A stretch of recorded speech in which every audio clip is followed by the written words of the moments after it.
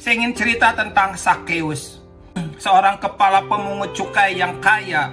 Satu kali dia ingin melihat Tuhan yang ketika waktu itu berjalan dikeliling diarak oleh banyak orang di Yeriko.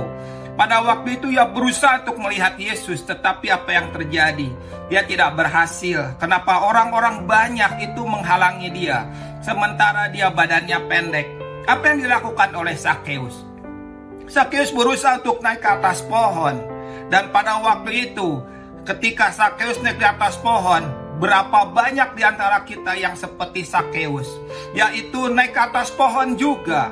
Kenapa? Karena ingin melihat Tuhan. Sebenarnya ketika Sakeus naik di atas pohon, itu berbicara tentang apa yang kita tonjolkan, tentang apa yang kita pamerkan di depan banyak orang.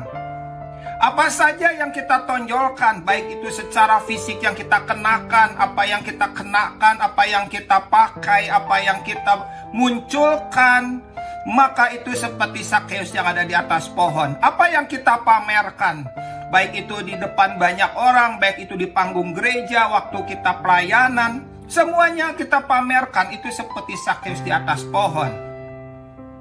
Lalu apa yang terjadi? Tiba-tiba Tuhan Yesus menghampirinya. Tuhan Yesus melihat ke atas. Pada waktu itu Sakeus ada di atas pohon. Tuhan Yesus berkata, "Sakeus, turunlah." Pada waktu itu hal yang ajaib. Perkataan Tuhan membuat Sakeus berhenti. Lalu dia turun. Dia tidak lagi memamerkan, dia tidak lagi menonjolkan. Saat itu dia tampil apa adanya. Kebenaran firman Tuhan itu membuat kita tampil apa adanya. Tidak perlu memakai topeng, tidak perlu memakai sekat, tidak perlu membangun tembok. Tidak perlu bertampil bersandiwara, tidak perlu tampil kelihatan bagus, kelihatan keren, kelihatan rohani. Tetapi tampil apa adanya. Dan Sakeus ketika turun, hal yang ajaib. Dia tidak berkata kepada Tuhan, "Tuhan Yesus, di rumahku ada banyak kamar. Menginaplah di rumahku. Saya punya banyak hamba yang akan melayani. Saya punya hari ini ada menu makanan yang begitu enak untuk Tuhan." Sakeus tidak berkata seperti itu. Dia tidak berkata bahwa aku seorang yang kaya, yang mempunyai banyak harta. Sakeus tidak berkata seperti itu. Dia berkata kepada Tuhan yang sangat luar biasa, dan itu membuat Tuhan mengerti bahwa orang yang namanya Sakeus ini sedang mengalaminya, sedang bertumbuh di hadapan Tuhan, sedang mengalami satu perjumpaan ilahi yang membuat dia memberi diri kepada Tuhan dan rohnya menggeledah bagian dalamnya. Apa yang dilakukan oleh Sakeus? Jawabannya sangat luar biasa.